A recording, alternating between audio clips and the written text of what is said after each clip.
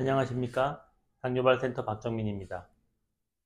오늘은 발을 절단하면 바로 사망하게 되는가 하는 이런 질문에 대해서 답을 드리겠습니다.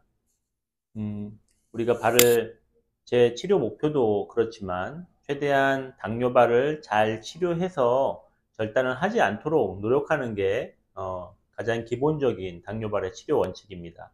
그리고 치료 목표이기도 하고요. 근데 이제 왜 그렇게 치료를 하는지, 그 치료가 어렵지만 왜 그런 방법을 하는지 이제 여러 가지 근거들이 있습니다. 5년 동안 이제 당뇨발을 어쩔 수 없이 굉장히 심한 당뇨발이었겠지만 무릎 아래 절단을 내지는 무릎 위 절단을 해서 치료하는 분하고 그렇지 않고 어떻게 최대한 열심히 치료해서 절단을 막으면서 치료했던 분들을 5년 동안 추적 관찰해 본 결과들이 있습니다. 그래서 결과를 분석을 해보면 당뇨발이 굉장히 심하게 진행돼서 어쩔 수 없이 무릎 아래나 무릎 위 대절단이죠. 대절단을 해서 치료했던 분들이 5년 이후에 사망할 확률이요. 보통은 80% 가까이 됩니다. 하지만 발을 절단하지 않고 최대한 대절단을 피하고 소절단 내지는 최대한 보존하면서 치료했던 환자분들의 사망률은 40% 가까이 됩니다. 대략적인 수치이지만 대략 그 정도의 퍼센테이지를 보이고 있습니다. 그러니까 대략적으로 비교해 보면 2배 정도 차이가 나는 거죠. 5년 생존율에서. 그래서 다리를 최대한 보존해서 치료를 하게 되면, 할 수만 있다면 5년 내 사망률이 절반 정도는 줄어들 수 있다 하는 이런 연구들이 있습니다. 그런 연구들도 있고요. 그리고 다른 연구 결과를 보면은 이제 1년 정도 추적 관찰한 연구들인데요.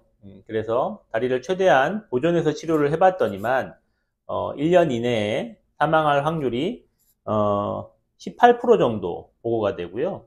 다리를 어쩔 수 없이 절단해서 대절단을 해서 치료를 했던 환자분들 같은 경우에는 그건 40% 가까이 1년 이내에 사망률이 높아진다는 보고가 있습니다.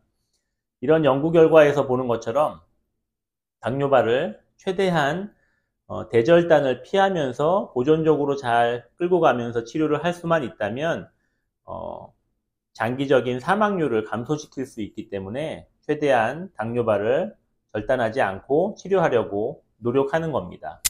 그래서 우리 당뇨발 센터에서의 가장 첫 번째 목표는 최대한 당뇨발을 절단하지 않고 대절단하지 않고 최대한 잘 보존해서 끝까지 잘 치료하도록 노력하는 목표를 가지고 있습니다. 근데 이제 또 다른 얘기를 말씀드리자면 그러면 무조건 다 절단하지 않는 것이 최선의 치료인가 하는 것들은 또 다른 이야기입니다.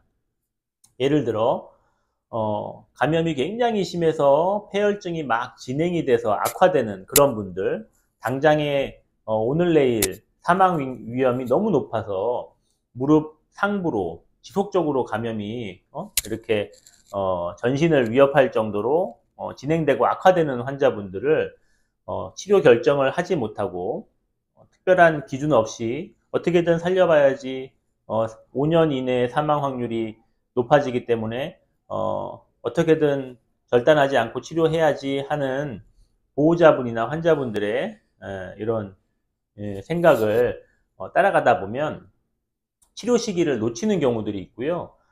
결국은 어떻게 보면 욕심일 수 있죠. 치료하는 의사의 욕심일 수도 있고 보호자나 환자분의 욕심일 수도 있지만 치료 시기를 놓치게 되면서 환자분의 발도 구하지 못하고 환자분의 목숨도 구하지 못하게 되는 경우들도 있을 수가 있습니다. 그래서 당뇨발 환자분들 중에 너무 심한 감염이 진행되거나 너무 심하게 진행된 괴사들이 있는 경우에는 어쩔 수 없이 절단을 선택해야 되는 경우가 있다라고 판단이 되면 그거는 절단을 하는 것도 올바른 치료 방법이라고 할 수 있겠습니다.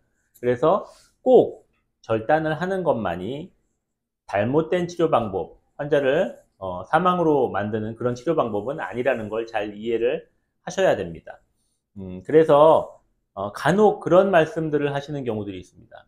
발을 잘라서 치료하는 거는 올바른 치료 방법이 아닙니다 라고 무조건 그렇게 말씀할 수 있는 상황들이 아니라는 것을 잘 이해를 하셔야 된다는 것을 다시 한번 말씀드리겠습니다.